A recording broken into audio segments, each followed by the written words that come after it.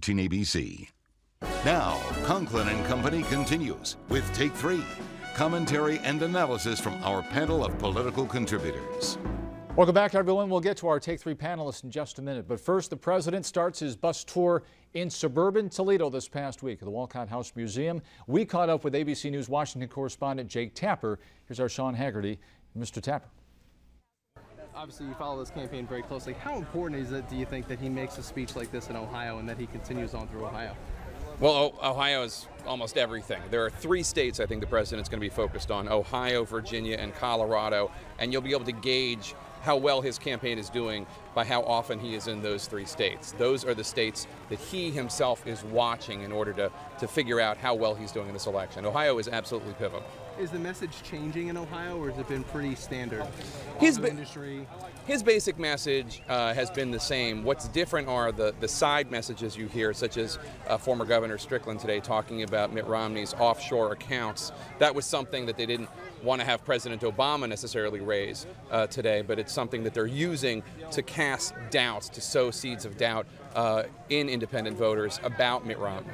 Do you think Governor Romney is focused enough on Ohio yet? It's not for me to say whether or not they're focused enough. I know that the very fact that Rob Portman, the senator from Ohio, is at the very top or close to the very top of his list for VP indicates that Ohio is a state he takes very seriously. Do you think you're going to hear talk about the auto industry throughout the Midwest when he goes forward? I think when he's in the Midwest, from Pennsylvania through to Michigan, he's going to talk about the auto industry all the time. He's trying to cast himself as somebody who takes bold, even if they're unpopular decisions, and that's for the good. And the bailout of the auto industry is part of that. And of course, you saw a very interesting coordination by the United States Trade Representative's office today when they announced this action against China that was broken in the Toledo blade. Not a coincidence that President Obama was flying into Toledo this morning. All right, there you have it. Jake Tapper with our Sean Haggerty. And now we do Take 3 with our panelists back first time in a while. Melissa Miller, Bowling Green State University, and Skylar Meadows from the Juice. Good to have you on again. A former Toledo City Council candidate.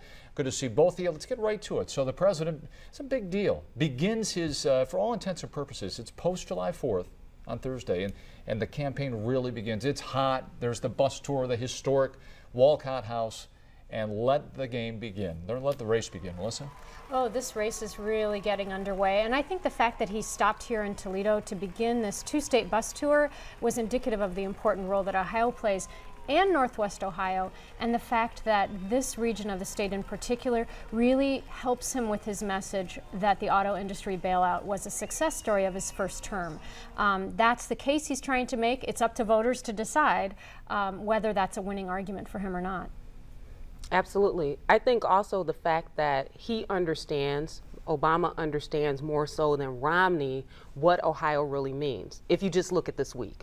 Come on, Romney, you've got to catch up. Do you know what I mean? Well, he needs to be here. Right, he needs to be here. I don't want to see, if I'm an undecided voter, and there are many, if I'm a Republican, and there are many, I don't want to see surrogates this early on. I want to see the candidate. So if the Democratic candidate's coming, the Republican candidate should be here, because after all, you can't win without Ohio. Well, generally you're not going to be, within 10 miles of one another. But you could be in the state, though. You certainly can be in the state. But in this case, he's sent some pretty heavy hitters. Tim Pawlenty, former governor of Minnesota, and also Bobby Jindal, who's at or near the top of the VP potential list, along with Rob Portman. That's Melissa. right. I mean, the two that were sent on the shadow bus tour, Jindal and Pawlenty, are thought, I'm sure, among the top 3 or 5, along with our own Senator Rob Portman. So I think it was almost like a test run for them, see how they do in the state of Ohio, but also fill this need that the campaign had because Romney was on vacation.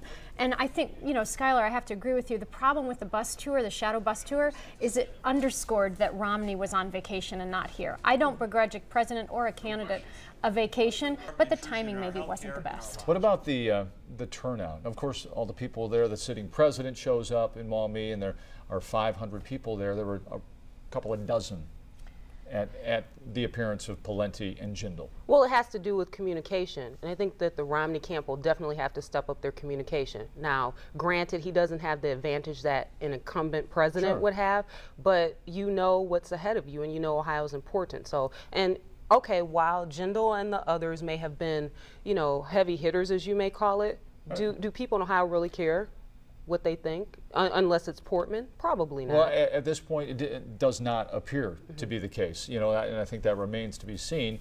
But you mentioned the emphasis on Ohio, $100 million. Mitt Romney raised $100 million in June. For the first time, may become the incumbent president, may be outspent in a race for the White House. And you know, how much of a role does that play going forward? That could play a big role, but it's contingent on one thing, and that's that money is well spent.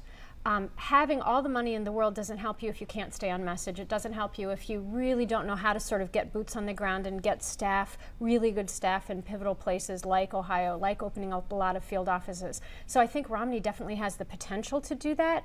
But this week as well, it was a rough week for him. As Schuyler said, the Wall Street Journal even came out with an editorial saying that his staff just isn't doing their job. And the Wall Street Journal was saying he needs more elite staff that really know how to do this. I think the other thing is that this is what's going to show this organizing side of Obama that he usually gets ridiculed about during campaign season. If you have a good ground organization, then the dollars, while they are important in a presidential election year, definitely the manpower, person power goes a long way. So Romney's going to have to step up his game, because if you don't have a message, you can buy all the TV time you want. But then again, voters have television fatigue or campaign ad fatigue. Well, that remains to be seen, whether negative campaigning will help or hurt either candidate going forward. But you mentioned ammunition and money may not help. Well, numbers may help. The unemployment numbers, or the jobs created this past, announced this past week, 80,000, still less than it has been certainly at the beginning of the year.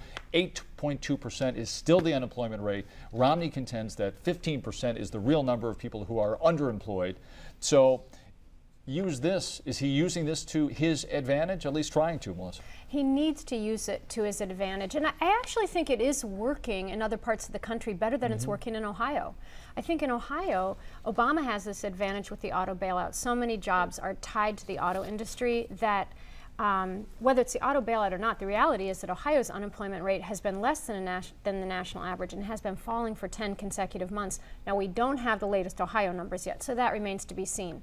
But I think Romney really needs to push and continue with this message that the economy is not recovering fast enough, the unemployment rate is stuck, and they've started with this message of, under the Obama administration now we have chronic unemployment, and I think that could resonate. They just have to try to make the most of it, and also I think come out with what would Romney do in greater detail and more specifics. Well, this is going to be the litmus test to see what Romney really has up his sleeve as far as policy, because you've spent the last 2-3 weeks talking about ACA, the Affordable Care Act. Let's move on. The Supreme Court ruled, whether it was in the Republicans' favor, the Democrats' favor, this is for the people, okay? Whether it's a tax, an aardvark, whatever it is, move on. So what else does Romney have? All right, let's move forward to the vice presidential possibilities. We saw Rob Portman. We heard Jake Tapper talk about him, and most people would say Rob Portman, Mitt Romney. It's not the pizzazz ticket, but do you want? It doesn't have to be pizzazz if people can do the job and run the country. But your thoughts on Rob Portman moving forward? Certainly near that top of the list, Schuyler. Melissa and I disagree on this, but I was saying that I think Portman could be picked, but the point is that you want a vice president of the entire country, not just to carry one state. So do you pick Portman, and he can possibly carry Cincinnati? He won't get Lucas County. You know what I'm saying? Like, Lucas County will be Democratic on a silver platter with a bow, so we know that. Northeast You're Ohio not going on a limb there. We understand. No, I'm not going on a limb. The opinions expressed are mine. Yeah, they are. Right. They are. So I think Portman would be a good choice, but can he be the choice for the entire United States? And can they make the ticket win? Well, I think the reason that Romney's not going to go for the pizzazz ticket, as Lee says, is because I think the Republican Party feels like it got burned in 2008. Boy, did it have pizzazz on the ticket. Sarah Palin just energized that McCain campaign. She drew bigger crowds than he did. That's what it was? Pizzazz? Well, she had the charisma. The downside is that she didn't bring the gravitas that's needed. She didn't bring the national level policy credentials. Portman's got those in spades, and that's the difference. He's a very safe choice from a key state. I think he's right in the running. Okay. I'm sure he's top okay. three. If you, I know you're not betting folks here, but there's Rubio, there's Portman, there's Jindal, Pawlenty.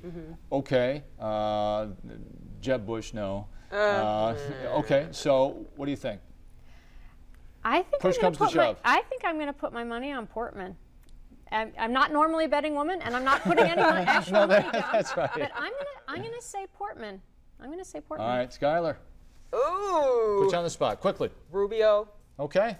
We'll come back in the fall. We'll see what happens. Around the convention, and normally when we see that vice presidential selection tab. Appreciate both of you coming in, talking presidential politics. Melissa Miller, Skylar Meadows, thanks very much. Make it a great week on Conklin and Company.